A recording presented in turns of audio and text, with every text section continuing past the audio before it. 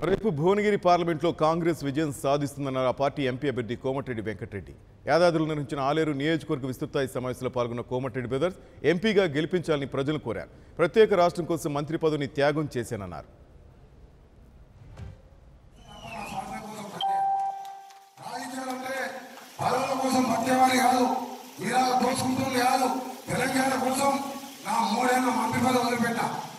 అప్పుడు అందరూ చెప్పిన తెలంగాణ నాయకులు అయ్యో ఏం సార్ అంత పెద్ద పదవి అన్నాడు.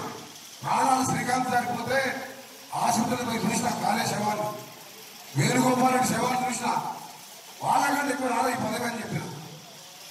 ఒక మంచి ప్రాణాలు పోతే ఆ భగవంతుడు కూడా వాపస్ తీసుకురాలేడు. ఏదో ఈ పనికిరాని పదవి ముఖ్యం కాదు, మనం చేసి సోనియా గాంధీ ఒత్తిడి తీసుకొచ్చి తెలంగాణ దేవాల 11 రోజులు తిరగకుండా గడియార కార్డు దీక్ష చేసినాం. కేసీఆర్ లాగా గురుపోతున్నట్టు నిరాదీక్ష చేయలేదు.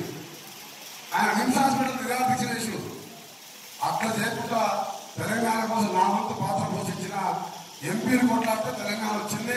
ఆ 11 మంది పిల్లల కోసం తెలంగాణ వచ్చింది. అందుకనే ఈ 4 నెలలైన బండారం మొత్తం బయటపడ్డది కాబట్టి మీరు కష్టపడి మీ దగ్గరికి వెళ్ళాలి.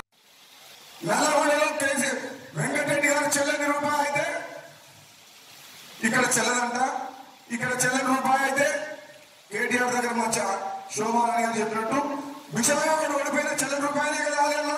మరి ఆయన ఎట్లా తీసుకుంటాం మరి కేటీఆర్? అది కూడా చెల్లని రూపాయలే కదా. నగరికల్ నియోజకవర్గం మా సొంత గ్రామం.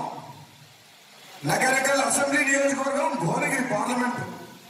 వెంకటరెడ్డి గారిది నిజంగా భువనగిరి పార్లమెంట్ నియోజకవర్గం సంబంధించిన వ్యక్తి. పుట్టి నీళ్ళు ఉన్నది నగరికల్లో ఉన్నది భువనగిరి పార్లమెంట్ లో. నల్లగొండలో 20 సంవత్సరాలు ఏ విధంగా సేవ చేసిందో తెలంగాణ ప్రజలందరికీ తెలుసు. మరి కేటీఆర్ అంటాడు, మరి కేటీఆర్ ఎక్కడికి వెళ్ళి పోటీ చేసిండు? సిరిసిల్లకి వెళ్ళి.